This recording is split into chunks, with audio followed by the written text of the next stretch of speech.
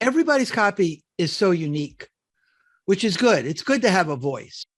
The only thing is that it can be that inflexibility can sometimes be a detriment because it always kind of sounds the same. And there's not enough like arrows in the quiver, right? There's not enough different ways of writing. So one thing I would urge people to do is try writing in different styles. You don't always have to write like you think you should sound, right? That was something John Carlton said to me a long time ago.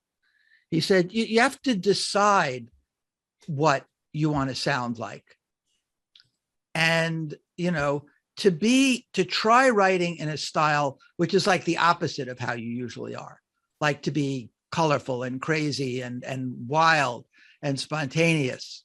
Or if you're, when you're usually in a very writing in a very reserved, deliberate style, or if you usually write in a very kind of free style, to try to write in a more contained and reserved style.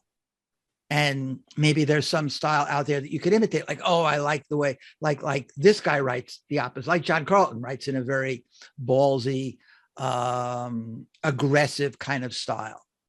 So sometimes that's kind of the opposite of my style in a certain way. So sometimes I'll try to write like John Carlton and it'll like add that to what I'm writing. It'll add that to my style. It'll add that to my, I hate to use that image again, but add that to my quiver of arrows that I can shoot with. So, David, just to be a devil's advocate, would you say that it seems like Halbert always sounded like Halbert, though? Maybe he ghost wrote stuff. Yeah, but I mean, Halbert got to sound like Halbert through a very deliberate process. And he was lucky enough that his voice was such a natural. First of all, he was able to convey the way he was in person to his writing.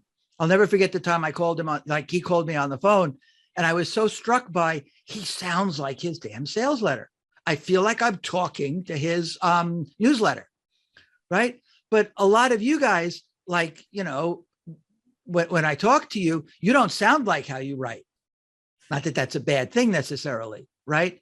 But it's not your natural, voice. I was coaching someone on the phone today, and they're like a great salesperson, but their voice in the letter was just like a copywriter voice, right?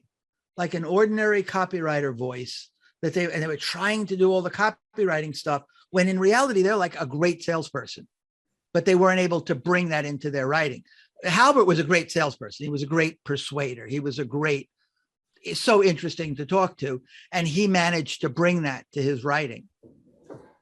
So in a way, imitating other people's styles may not force you to write like that person, but may bring out that part of you more. I see, yeah. That you've been kind of, suppressing because you think it has to sound like everything else sounds like.